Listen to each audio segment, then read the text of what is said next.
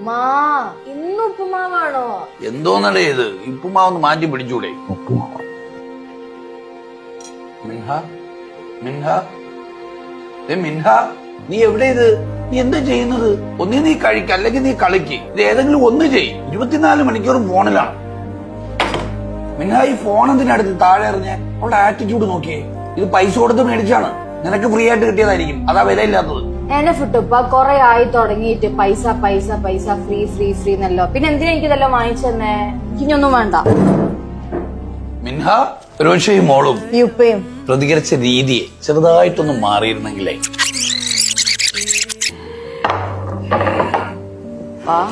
ഇന്ന് ഉപ്പുമാവാണല്ലോ.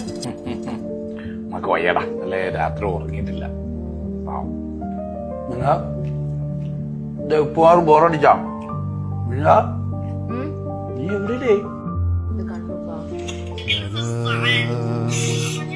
على قاهرين العدا سلام.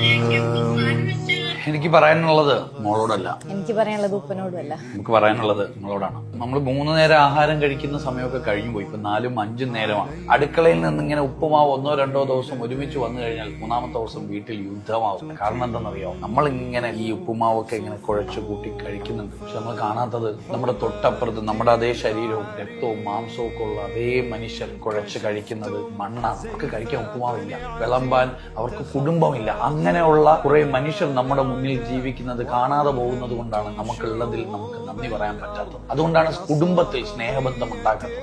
അപ്പോ ഉള്ളതിൽ നമുക്ക് നന്ദി പറയാൻ പറ്റണം. If you are grateful I give you more എന്ന് പറയുന്നത്. നിങ്ങൾ ഗ്രേറ്റ്ഫുൾ ആയി കഴിഞ്ഞാൽ, നിങ്ങൾ നന്ദിയുള്ളവരായി കഴിഞ്ഞാൽ മുകളിലുള്ളവൻ എന്തായാലും കൂടുതൽ കൂടുതൽ തന്നുകൊണ്ടേയിരിക്കും പറയാറുണ്ട്. 3 ദിവസം മുൻപേ നമ്മളെല്ലാവരും ന്യൂസ് കേട്ടിട്ടുണ്ടായിരുന്നു. സൈനം എന്ന് പറഞ്ഞ ഒരു കുഞ്ഞു മോള് മരണപ്പെട്ടത്. കുഞ്ഞുങ്ങൾ ദിവസങ്ങളോളം ഭക്ഷണം ഇല്ലാണ്ട് അസ്ഥികൂടമായിട്ടാണ് അവർ ഈ ലോകത്ത് നിന്ന് തിരിഞ്ഞു പോകുന്നത്. നിങ്ങൾ ആലോചിച്ച് നോക്കി, എത്രത്തോളം നമ്മൾ ജീവിക്കുന്ന കാലഘട്ടത്തിൽ ഗ്രേറ്റ്ഫുൾ ആവേണ്ടതുണ്ട്.